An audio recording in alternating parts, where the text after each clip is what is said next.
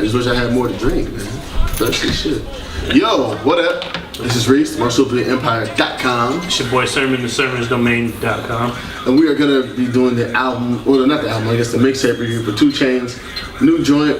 What's the new joint called? True Jack City. True Jack City, which is dope. I love the title. I like how people are bringing that back. Like Currency did it as well. Yeah. The new Jet City. Hopefully it inspires, a new generation of people to see the movie, because it's a classic. Absolutely. I like how people are taking like older, like that era, like black films and kind of bringing them like, anyway. So now this project is different because it's not just a 2 Chainz project. It's not. It's 2 Chainz introducing his label, which consists of Cap One. Obviously, if you're a 2 Chainz fan, you gotta know who Cap One is. Absolutely. He's been riding with him since the beginning. He's always, he's been featured on notable records like Where You Been. Turn Up.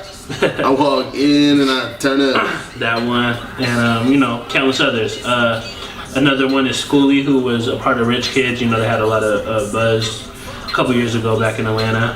So, Schoolie's a part of it. And Short Dog. Short Dog is the most interesting one because he kind of jumped from Young Money to this. That is crazy how it happened. And it was kind of quiet. It wasn't like there was like this big, oh, he left Young Money. Good, because it doesn't need to be loud moves being made. Yeah. Because that creates expectations, and then if you fall short, then it's just right what it is. So first off, when I listened to this project, man, I enjoyed it because I feel like for an introduction, you're not trying to put too much of your artist out there, and I feel like 2 Chainz put more than enough of himself on the project that people want to download it, and then his artists are giving verses that are quality. Yeah, quality and notable, so that you want to go listen to like a Cap One project or go listen to a Short Dog project. Right. Let me say this real quick, man. 2 Chainz is a very smart individual. 2 Chainz is a brilliant dude, very intelligent. I love the fact that he was involved with Ludacris's Golden Rain back in the day, because he was featured on that project and it sucked.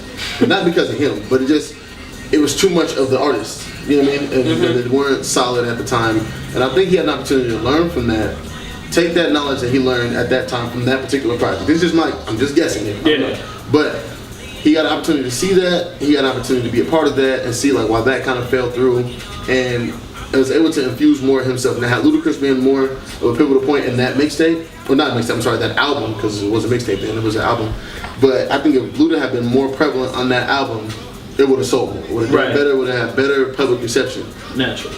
2 Chainz taking that cue, because he is a businessman as much as he is an artist, takes that cue, says, I need to put myself on these tracks, probably guide these people because they're not as established, they don't have large bodies of work to be able to carry the record on for themselves, and put himself in there, be it on the tail end of a track, be it at the beginning of the track, whatever it is, you can expect some 2 Chainz consistently throughout the record. So I love the fact that he did that. I think that was brilliantly done. Especially because we haven't had 2 Chainz like an actual mixtape from him in a while. In a while, yeah. So, and he scaled back the guest features as well. So getting a bunch of 2 Chainz, which is it looks like he's featured on at least 10 of these songs, if not more, is refreshing because we wanted to hear something new. You want to hear Chainz when you talk about 2 Chainz. I want to hear Chainz, and even though he's not the best lyricist, even though he's not stylistic, he did show some diversity in his styles though. I feel like man, what song was that we just listened to? He's on Trap House Doctor. That's dope. Yep, I like that song a lot. I also liked they took the joint off of the Mike Will mixtape. Which one? Damn, why can I not recall these names of these songs, bro? Is it the Someone to Love? It has to be, because that's the one produced by Mike Will. Oh yeah, it is. Yeah, that was on Mike Will's Ransom mixtape as well. That was dope, and I love that song. Period. It's just a dope song. But I love Chainz, man. I love the fact that he's able to do so much. You know what I mean? With so little, and not little as far as talent based, but just so little as far as as far as production. Limited features on it, keeping everything in-house. Right, I liked how, he did have, guest features from Bankroll Fresh, Pee Wee Longway, and of course my favorite Young Dolph, which I felt like Dolph needed to be more of a presence on the project, but I get it, he's not signed to the label for some reason, but you don't want a situation like with Pill and Maybach Music. Right, no, I get it. You know what I mean? That would be disastrous, because everybody's talking and saying shit that doesn't need to be said, in my opinion. You know, But I think the record Trap House Stalking is one of my favorites because of the hook. I love the hook because Young Dolph brings like this energy, man. Like if I had the opportunity to add a category to the Grammys, I would add Best Rap Hook for 2015, and I would definitely throw Trap House Stalking into the mix. would it count though? Because it's, well, I mean, It's a hook. And I'm thinking just because it's a mixtape. But then again, Drake was nominated for Grammys off his mixtape, so there's that. we're gonna take Trap House Stalking, we're gonna put it on 2 Chainz' next album just so it can make the cut. And then we're gonna have Sting present the award. Who? Sting. Singer? Sting? Sting. Like Sting. Sting. Like, every breath you take. That thing? We're gonna have Sting do it. Okay. Hey. Just because it's something right. different.